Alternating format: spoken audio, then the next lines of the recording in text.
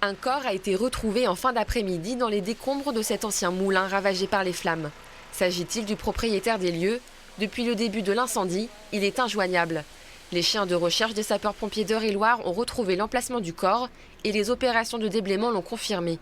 Cette vieille bâtisse de 3000 m² s'était embrasée dans la nuit avant de s'effondrer pendant l'intervention des pompiers. J'ai été averti à 5 h du matin par le SDIS qu'il y avait le moulin en feu ici à Blainville. Donc quand je suis arrivé, tout était embrasé et voilà quoi. Selon les premières informations des pompiers, le corps retrouvé serait celui d'un homme âgé d'une quarantaine d'années. Un âge qui correspondrait à celui du propriétaire. Situé à proximité de la mairie du village, cet ancien moulin à blé, niché au bord de la rivière, était un symbole à Blainville-Crevon. Les habitants y étaient très attachés et aujourd'hui, la commune est sous le choc.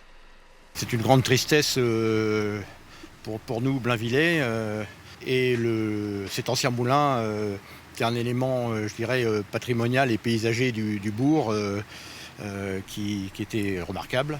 Le bâtiment avait récemment été rénové. Au total, 950 m² réhabilités en habitation.